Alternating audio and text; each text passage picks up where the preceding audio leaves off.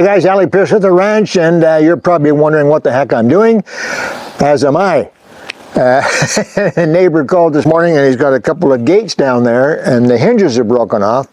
I have to somehow go down there and weld the hinges on his gates. Now normally he brings machinery up here. Now this time I have to take the welder down there. Now I'm not a professional welder. I'm not set up to weld as some guys are with their truck and they start the big gas engine and they run it and they weld. I don't do it. I'm not a portable welder. I've never done this before. If you don't have 240 with the right outlets at your house, I can't weld at your place, no point.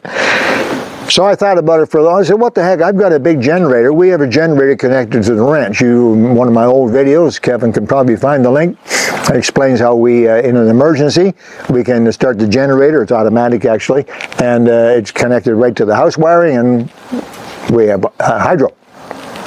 There it is right there. Excellent. And it also happens to have a 50 amp outlet.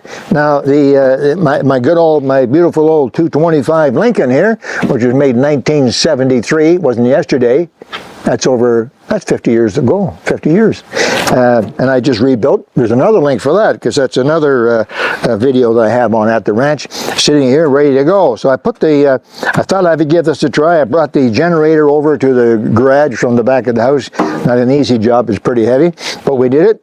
And I had to wire it up. We're all set to go. And I discovered that the welder plug will not fit into the generator outlet. That's a very simple reason. I should have guessed that in the very beginning. I thought a 50 amp outlet was a 50 amp outlet, but apparently not. There are different outlets. The welder plug looks like this. It has ground, of course, and two prongs. And the reason for that is very simply that it needs 240. So in this particular setup, you get 240 volts between the two prongs. That's it. Okay, and a ground, of course, and this goes into a proper outlet for welders. Now, the outlet on the generator is different. It looks like this. I'll show you. You can see the difference.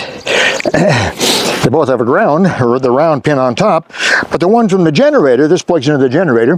This one has 3 prongs. Yeah, 3 prongs. Now it'll have 240 from here to here, the 2 outside prongs there to there. But it'll also have this third prong, and that third prong will show 120 volts, normal household voltage, from here to there. And it'll show 120 volts from here to there. And then from there to there, it's 240. So that if you have like appliances such as a dryer or a range, electric range and so on, it's 240. But also those appliances usually have 120. They need 120 as well, because they may have fluorescent lights or oven lights or other devices that require 120. So it has 240 for the heaters and 120 as well. We don't need that for here. So I was a bit stumped for a while. I was about to head off to the Home Depot and pick up the appropriate plugs and outlets and make one of these. It's easy to do. I've done it before for other devices, and you can actually make one of these. And I said, what the heck, let's see. Other people must have had this difficulty. And sure enough, I found this. I call this a dog bone. That's a pretty common name actually for these kinds of adapters. Just an adapter, 30 bucks. That's probably half what it would have cost me to make the 2 outlets and then the heavy wire all the time and so on.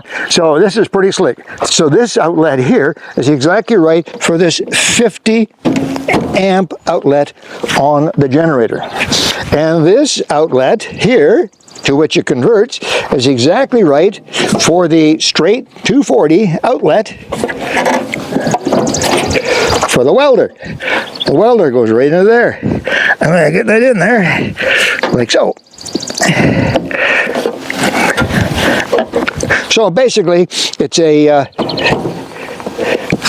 50 amp to 50 amp adapter. However, they're different 50 amps.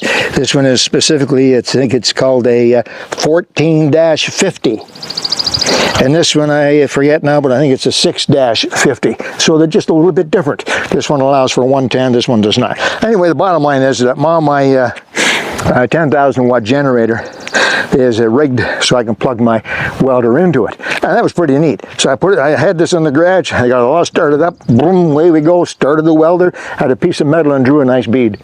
it works. And right now we're going to head down. This is where we're going to carry it, because the generator is very heavy. The welder is heavy too, but it's not nearly as heavy as that. We're heading down to the farmer, and when we get down there in a few minutes, I'll get down to take a couple of pictures, and hopefully I'll be able to weld up those hinges for my neighbor and get him on his way, and we'll bring that back to this neat rig. So anyway, the point is that if you have thought that you would like to be able to take your welder out into the field to weld something, rather than bringing everything into your shop, can be done if you have a good enough generator.